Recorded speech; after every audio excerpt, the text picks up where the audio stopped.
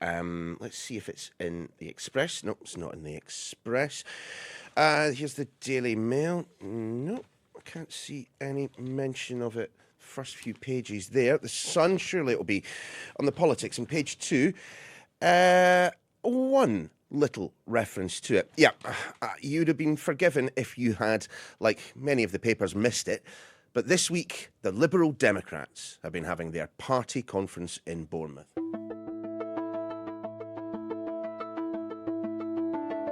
Yeah, you'd be forgiven if you'd missed it, like many of the newspapers, but this week, the Liberal Democrats have been having their party conference in Bournemouth. Once derided as the Dungaree Jamboree, this year, as the party gathers by the sea, there's a certain something in the air, and I don't mean the smell of sewage. Buoyed by remarkable successes in by-elections in Chesham and Amersham, North Shropshire, Tiverton and Somerton, and Somerset and Frome, there is a confidence to the Lib Dems and their leader Sir Ed Davey that isn't exactly reflected in their grand total of MPs. But as things begin to feel a bit more general election-y, there exists the very real prospect of the party once again becoming kingmaker, that, as in 2010, their seats could be the basis for a coalition government, if of course Labour falls short. Hence all the talk of tactical voting and proportional representation in Bournemouth this week, led by Steve Coogan and one Carol Vorderman, of whom a lot more a little later. Certain to make gains at the next election, you may well ask yourselves, are we paying the Lib Dems enough attention? I'm Niall Paterson. Welcome to the Sky News Daily. Later, I will be speaking to Sarah Dyke, who overturned almost a 20,000 majority to take the seat of Somerset and Frome from the Tories, and discussing the merits, or otherwise, of tactical voting with Carol Vorderman. I just feel right now that politics is in such a state. I am an old bird with an iPhone. That's it. But I do feel a responsibility. Before we hear from our Deputy Political Editor, Sam Coates, let's just have a quick listen to Sir Ed Davey. We have taken chunks out of the blue wall. We have made it start to crumble. Now let's smash it for good. The British people are desperate for hope. The British people are desperate for change. The British people are desperate for a fair deal, and we are the ones who can make it happen. So let's get to it. And let's head straight to the big, the Bournemouth International Conference Centre, where we'll find Sam Coates, our Deputy Political Editor. Sam, how's it been? It's been quite a remarkable conference in some ways. This is the first one I've been to since 2014, when they were in the kind of final throes of the coalition, sitting next to Conservative cabinet ministers around the cabinet table. Ed Davey was one of those cabinet ministers. And the reason it's remarkable, Neil, is because today this party is almost exclusively an anti-Tory force. It wasn't that through all of the time I've been covering politics and was a kid in the 80s, 90s, 2000, they always kind of maintained this sense that they could, perhaps in a hung parliament, maybe help Labour, maybe help the Tories. That's what they did in 2010. Not now. This is a party that wants to kick the Tories out and would never do a deal with Rishi Sunak post-election. Now, part of that is simply the political maths. Of the 80 or so seats that they're looking at in this election, only 2 of them, Sheffield Hallam and the Mid-Beds one, that's up for a by-election at the moment, 2 of them are they need to win from Labour or are fighting Labour. Everywhere else they're fighting the Tories. But let's be honest, Neil, they've also just returned to their comfort zone. Most of the people in this building, and actually they've just left, you can hear all the sets being dismantled and the clanking, and I'm going to loosen my tie a bit to keeping with the fact that it's all winding down, is because their happy place is on the left of British politics, which is why the coalition was quite uncomfortable for them. Yeah, but it isn't also part of the reason. You know, people do have memories. People do remember exactly what happened back in 2010. Nick Clegg, tuition fees, that pledge in particular, being abandoned. People really, really did get upset by that. And it's that lesson, Neil, that's kind of is the one thing that they don't really want to talk about at this conference, but unsurprisingly, the one conversation I did want to have. Because how do the Liberal Democrats deal with this situation where, once again, like in 2010, they're like thrown into the position of maybe having to work with other parties?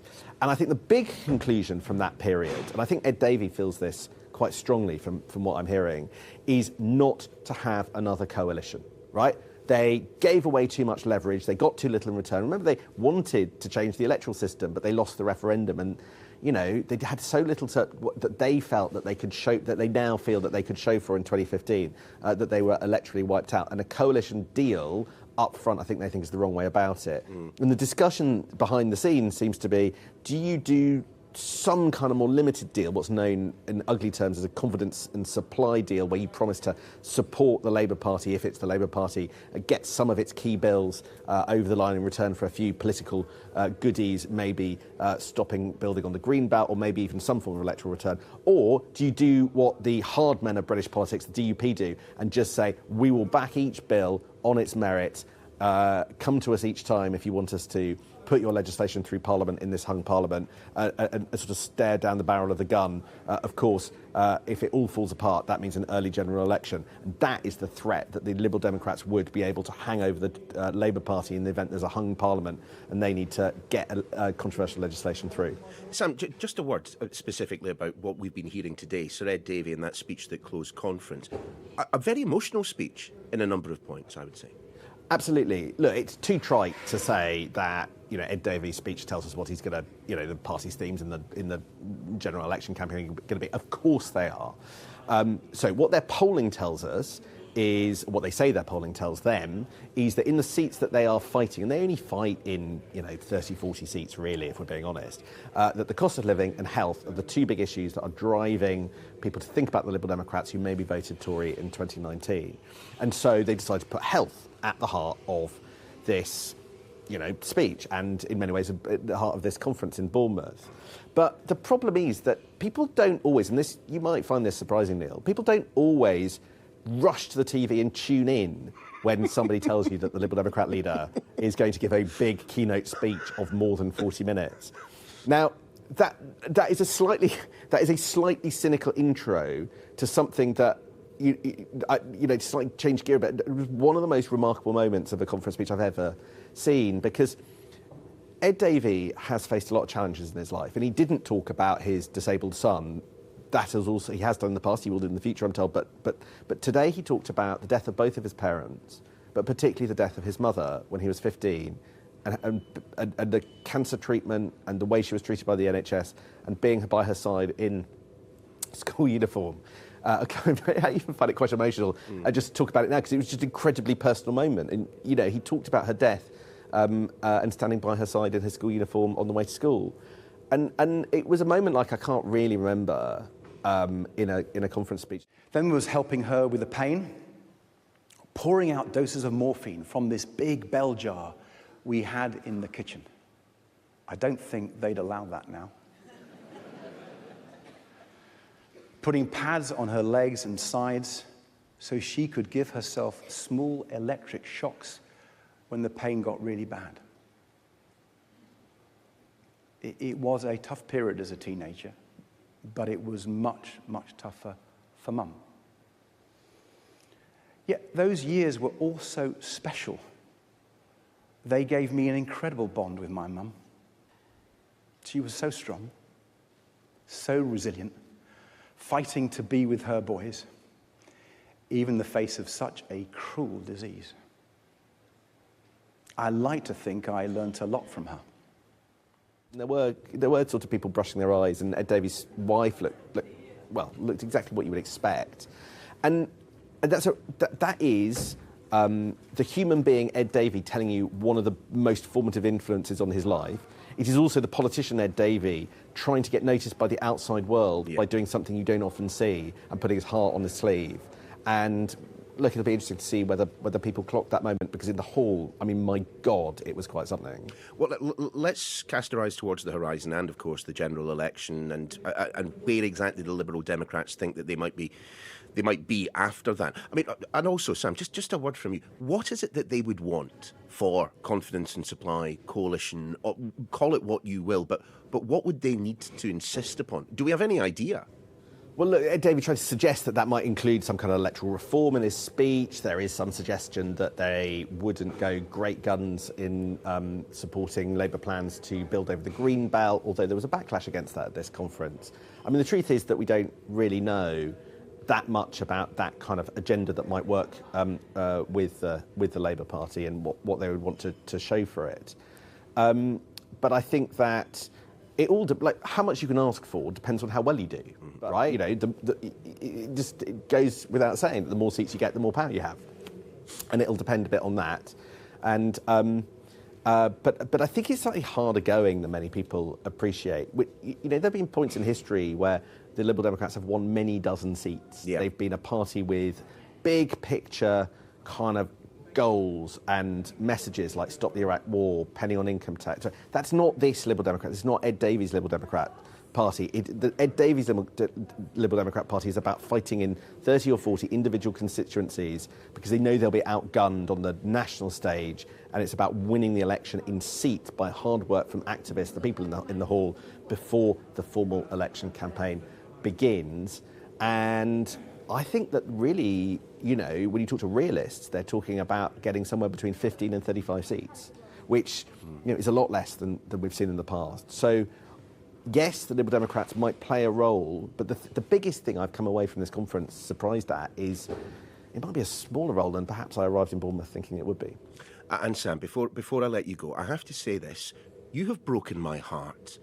You're doing a podcast, but not with me, instead with Politico's Jack Blanchard. Tell us a little bit about it. I mean, literally, Neil, you are sitting in a chair doing a podcast with me, complaining about me not doing a podcast with you. So just, you know, take a moment to reflect. But you're right, I've got a very exciting new podcast to promote, and it's going to be launched this Sunday. It's called Politics at Jack and Sam's. It's very exciting because it is actually a tie-up between Sky, mega brand, and Politico, the Politico Nerds mega brand, and they're coming together. And what this means in practice is that at 6:30 every Sunday night, a new edition of Politics and Jack and Sam's will drop. And what it is intended to do is bring you all the political news of the week ahead. So we're sort of trying to give you a digest, informed commentary, tips, exclusives, stories, everything you need to know about the week ahead in just 30 minutes. So we're not going to wang on forever. We're not going to, but you can listen to it Sunday night, Monday, or any time you from wherever you get your podcasts. If there's one podcast that you listen to, make sure that's it. Yeah, maybe. Sam, best of luck with the new podcast. Thank you, Neil. Thank you, Sam. Ed Davey, as you've just been hearing, undeniably and understandably pleased as punch with the recent by-election successes. And indeed, he made reference to them very early in his speech. Let's have a listen. You might remember, after our incredible victory in Somerton and Frome in July, when the amazing Sir Dyke overturned a Conservative majority of 19,000, I said, it's time to get these clowns out of number 10. And Sarah Dyke spoke to me from a rather blustery Bournemouth. Well, the Liberal Democrats are offering something very different to the other parties. We know, and people have said to me in Somerton and Frome over the last course of the last few months, that they want a local champion, somebody who stands up for them, somebody that's going to fight for them for the NHS crisis that we're in, the cost of living crisis that we're in. People are saying that the Conservative government is not doing enough for them, and they want change, and they're electing change. Look at me in Somerton and Frome. We had Richard Ford back in Tiverton and Honiton last year, but also the swathe of new councillors that we've got right across the country. At the next election, the Lib Dems are certain to pick up a number of seats. What will they use that power for? How will the Lib Dems wield that influence when it comes to the Green benches? Well, obviously, we've got a really strong set of policies that will be coming forward in our manifesto. And the more Liberal Democrat MPs that we have on the benches, we can show that we're really strong opposition to making sure that we hold the government at the time to account. See, I was where you are now back in 2009. That was where the Liberal Democrats had their conference at the BIC in Bournemouth back then, ahead of course, the general election in 2010. And Nick Clegg, of course, then leader, said an awful lot of things that were very similar to what you just said there. I asked him, Nick, what will you have to insist upon if you are to serve in a coalition government? And back the answer came, no, I want people to vote for me because they want me to be the next Prime Minister, so on and so forth. Do you think, however, given that this election may well end up in the balance, with the Liberal Democrats once again being potentially kingmakers, that it is unfair for people to ask very straightforwardly, what would the Liberal Democrats prioritise if they were to enter into some kind of formal working relationship to form a government? Our focus, as I've said, is to get as many MPs in Parliament. To me, there's no chance of any coalition. There's no deals. It's purely a focus on getting Liberal Democrats, hard-working Liberal Democrats, on those green benches representing their constituents. What would be a good general election result for the Lib Dems, whenever that general election might come? I mean, I'm old enough and ugly enough to remember a time when, you know, Charlie Kennedy and others were sitting atop a party of, what, roughly 50 plus MPs. I mean, do you think you're going to get back to those kind of levels? I haven't got any targets, and so let's just kind of focus on making sure that we have a great team of Liberal Democrat MPs after the next general election. But I'm pretty sure that number is going to grow quite significantly to what we are now, given the amazing results that we've had over the last parliamentary term, getting 4 new Liberal Democrat MPs and hopefully a 5th towards the end of October. Thanks, Sarah. Stay where you are. In a moment, we will be talking tactical voting with one of its most high-profile proponents, Carol Vorderman.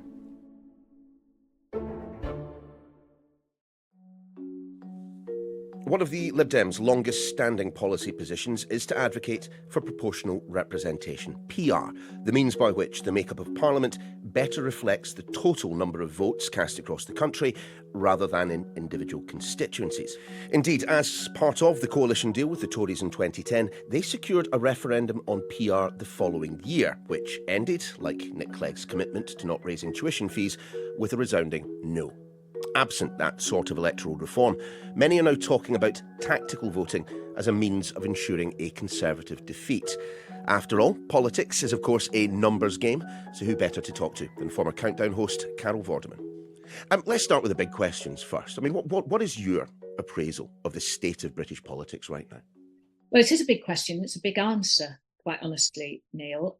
Just to put it in context, I'm coming up to the age of 63. So I first voted in the 1979 elections. And I've always been interested in politics. I have never been aligned or been a member of any political party. So I have, over many years, worked with David Blunkett as Education Secretary when he introduced the National Numeracy Hour. So I worked with Labour there, obviously. And then I worked in 2009-10 with Michael Gove and David Cameron on a big report about maths education from age 5 to 19. But I didn't see that as a particular part. Well, it wasn't party political. It was just that they were about my beliefs in the education system, and particularly to do with maths. So I've kind of experienced working with politicians over 20, 25 years. And I just feel right now that politics is in such a state that the general view of what happens in Westminster is pretty low. It's almost as though, particularly with this Tory government, as though there is no bar too low under which they won't try to limbo. I've never known in my lifetime a government like this one. I mean, where they blatantly tell untruths. It's almost to a point where it's sort of a controlling nature, where through various forms of media outlets who are obviously on their side, will reproduce it as though it's the truth. And I find that deeply disturbing. And so over the last year, I've become very active on social media, and things have changed. Not only have they changed in Westminster, but how people get their news has changed. As you know, it's your business to give news. But of the under 40s now, the majority get their news from social media, whether that's Twitter or TikTok or YouTube. People may not be aware, but I was brought up in North Wales in abject poverty. I was a free school meals kid. I went to comprehensive school.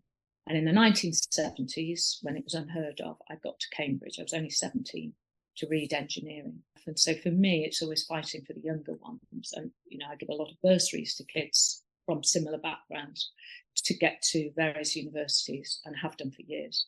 Well, it strikes me then, given your background, that may well go some way to explaining why you seem so concerned about fairness when it comes to politics, and indeed the reason perhaps behind throwing your weight behind the Lib Dems, along with Steve Coogan, talking about tactical voting and potentially even some kind of electoral reform. Just outline exactly why you think at the next election, whenever that may be, tactical voting will be such an important way of people expressing their political views. I'm pointing out I am not a member of the Lib Dems. I'm not a member of Labour. But obviously the Lib Dems have for many years been talking about PR. And it's something that I kind of ignored really in the 80s and 90s. Now I see how the first past the post system, and of course Europe has changed massively over the course of those years since I was growing up. I believe that the only other country which doesn't have some form of PR in Europe is Belarus. And we know what a wonderful democracy that is. So the first past the post system, I believe, is no longer fit for purpose. I am part of a tactical voting active team, and we have a website called stopthetories.vote. And we're all volunteers. Some are aligned to one party or another, but basically we're a mixture. But we fundamentally have the principle that we will not get change. And PR isn't the fundamental reason behind this for me. This is about getting this appalling government out. If anything, if the Lib Dems have done anything over the past 12 months, isn't it that they have shown that practically every seat held by a Conservative is a marginal seat these days? Back when I was a political correspondent, you would be looking at maybe 1,000, 1,500, 2,000 maybe of a majority. You'd describe that as a marginal. Nowadays, 9,000, 10,000. That's a seat that the Liberal Democrats and indeed Labour will be targeting. And Labour, I mean, obviously by-elections are slightly differently, but in Somerton and Frome, where Sarah Dyke obviously triumphed for the Lib Dems, and up in Selby, where Labour triumphed, they were massive majorities, just like you say. So I think, the attitude we have, and it's what I find interesting is at first you say something and people kind of go, oh, that's ridiculous. And then people start to believe, and I believe that between us all, we honestly can reduce the Conservative Party to the lowest number of MPs that they've had in modern history. Just to dwell on the kind of the PR point, the proportional representation point for a second, isn't it obvious that the only parties who ever advocate for proportional representation are the ones who stand to benefit from it most? Well, I would completely argue the other way. Isn't it self-interest when the two parties who have held power over however many decades now want to continue with the first past the post system? That would be my argument. So, for instance, go back to 2019 and we look at statistics. I like statistics. The Lib Dems got, I think it's just under 12% of the vote. And yet they got under 2% of the seats, in spite of increasing their share by 4%. So that's a nonsense. That's not good maths. It's not good statistics. It's just terrible. So you're saying it's their self-interest. I'm saying no, it's the Conservative and Labour self-interest to continue this system. But I tell you whose interest it is not in. It's not in the interest of the British population. Why do you do this? Why are you advocating so strongly? Because I have seen some of the backlash that you receive on social media and elsewhere. Yeah, I do. I get, Tories attack me everywhere they can. But I'm a Welsh girl, so that doesn't provide fear in my heart, I can tell you. I do it because I'm older. I was given opportunity. I've worked hard, and I've made money out of that. And I've made a secure life for me and my family. And I do it because I have to do it, because somebody has to do it. And there are an awful lot of people who have been working hard for so long. And I have a platform. And if I can channel what they do through that platform, then I'm happy with that. And they can throw at me what they want to throw at me. I know who I am, and I know the reasons why I'm doing it. I mean, do the BBC have an issue with you expressing your political views in the way that you do? I mean, you have a radio show on BBC Wales. Non-news, non-political, lovely show on a Saturday lunchtime where we have a kitchen disco. We have a couple of showbiz interviews, and it's just lovely. The reason I ask, I mean, Gary Lineker keeps coming in for an awful lot of stick. Does the day job and does the day job very, very well, but again, feels. I think, kind of quite like you actually, feels a need to talk out on significant political issues of the day and uses the platform that he has to make those points loudly. We all know that the BBC will be introducing new guidelines for freelancers such as myself. So we'll wait and see what those are, and then I'll make a decision based on that as to whether I carry on or not. Yeah, but I love the BBC, and I've worked with the BBC, on and off for 35 years. What are your personal politics then? I mean, you are someone with a voice, a very loud voice, a very obvious platform from which to talk about these matters. I mean, it's fair for us to ask that question of you. I mean, where exactly on the political spectrum you find yourself? My deep passions are education and young people and fairness. And what I can't bear is injustice. I can't bear divisiveness, and division in society has been encouraged by the Conservatives for quite a few years now. I don't like to see that. My great belief, this is leading to where I am on the political spectrum, but my belief is, and it will always remain, that at least 80%, almost all, but not all, of people in this country are very kind, and they work hard, and they're pretty lovely. I would say in the traditional sense, I've always been pretty central.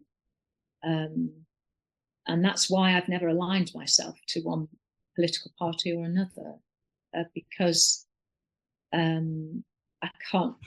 I can't say, oh yes, everything that party says I agree with, or everything that party says I agree with. Well, there are precious few politicians that can say that, of their own party's manifesto. I mean, you say that you're not a politician, but you're as near as damn it, aren't you? I mean, you are advocating on big issues. You're asking people to vote in a specific manner. I mean, or to investigate the possibility of voting in a specific. I'm not asking people for anything. Mm-hmm. That's a huge difference. I am an old bird with an iPhone. That's who I am. I have zero power, but I do feel a responsibility. I am not a politician. I literally gain nothing from this. I mean, not financially, obviously, not in any way. Is it for gain? Not at all. But if Sir Ed Davey, or even Sir Keir Starmer, were to offer you a peerage under the banner of their respective parties, you're not telling me you wouldn't take it? Right now, absolutely not. No, that's not why I'm doing this. That's not why I'm doing this. I know. I mean, I'm really glad you've asked these questions, actually, Neil, because they are things I get accused of all the time, and it's absolutely not the case. I just feel as though this is a point in history where, we can change things for the better. And I think pressure on a number of the parties would be a good thing. People were very dejected. Now people have fire in their bellies. We've had enough. And I think people are willing and able to fight for this country again. Thank you, Carol. And that is your lot for today. We will see you next time.